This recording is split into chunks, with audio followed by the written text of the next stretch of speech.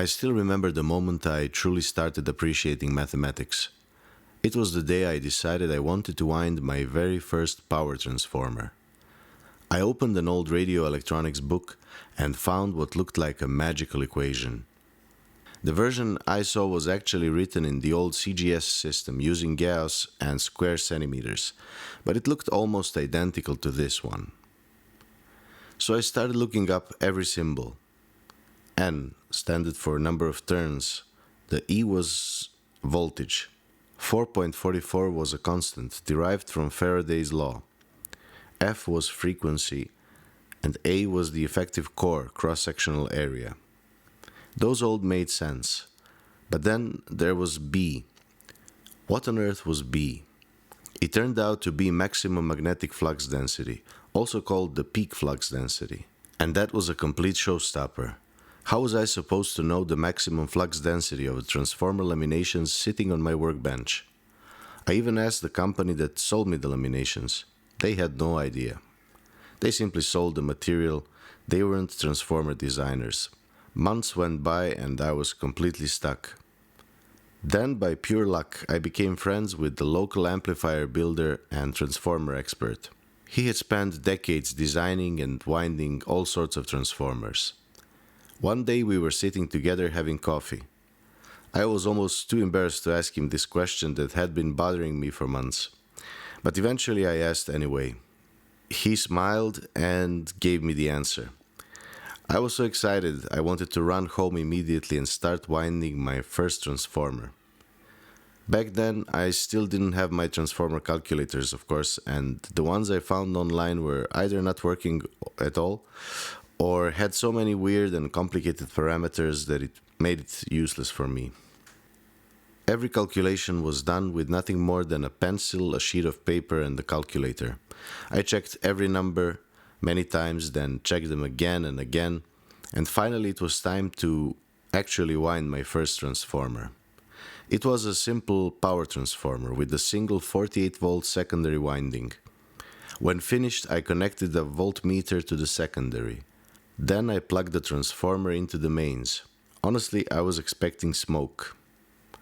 But instead, the voltmeter settled almost perfectly at 48 volts AC. I was stunned. It actually worked. So, you're probably waiting for me to tell you the magic number. The answer was 1 Tesla, or in the older units, 10,000 Gauss. But here's the part that nobody explained in any of the transformer books I desperately read. Maximum magnetic flux density is very much like the maximum weight a bridge can safely carry, or maybe a current that a wire can carry. Every material has its own limit. Some transformer steels can safely operate at higher flux density than others. However, there is a value that is conservative enough to work with virtually every commercially available transformer lamination. That value is 1 Tesla. If you design a power transformer for 1 Tesla, almost any transformer core will work. Or maybe I should say it will work with the core you have. Higher quality laminations may have lower losses and run a little cooler, but even ordinary laminations will perform perfectly well. In other words, 1 Tesla is the safe design value. Could you use a higher flux density? Absolutely. Many modern core materials can operate at 1.2, 1.4, or even 1.6 Tesla, or more, depending on the material and the application. But if you're learning transformer design, or if you simply don't know the exact properties of your laminations, designing for 1 Tesla is a very safe place to start. Now, audio transformers are a different story, especially single-ended output transformers. Unlike power transformers, they carry a constant DC current through the primary winding. Without an air gap, that DC current would quickly saturate the core. That's why we introduce an air gap. The air gap breaks the magnetic path and allows the transformer to carry DC without saturating. The trade-off is that it also reduces the maximum usable magnetic flux density. Instead of designing around 1 Tesla, for example, a typical single-ended output transformer is usually designed around 0.4 Tesla, or about 4,000 Gauss. And the same principle still applies. Could some laminations safely operate at 0.5 or 0.6 Tesla? Yes. But if you designed for 0.4 Tesla, virtually any transformer lamination will work and will produce excellent results. Sometimes the simplest answer is the one nobody tells beginners. And for me, learning that one number changed everything. It finally gave me confidence to stop reading about transformers and start winding them.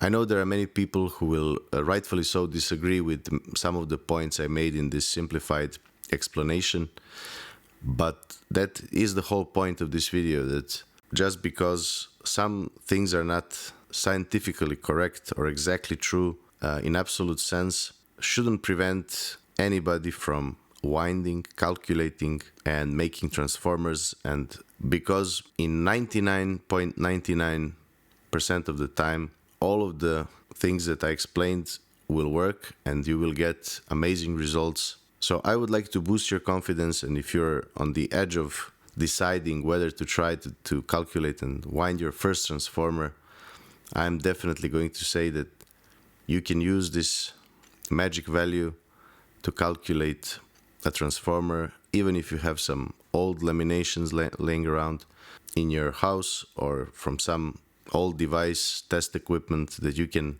just remove the laminations from and reuse them.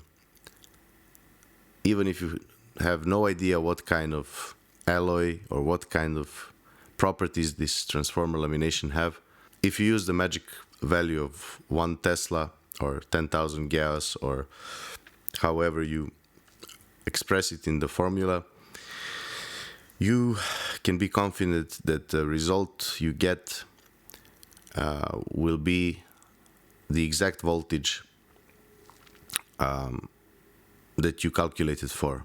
Of course, this is a no-load voltage, which is also important to note. We will discuss the other details, important details of transformer design in another video. If you would like to calculate and wind your own power and audio output transformers, check out my online visual calculator and the other older ones as well.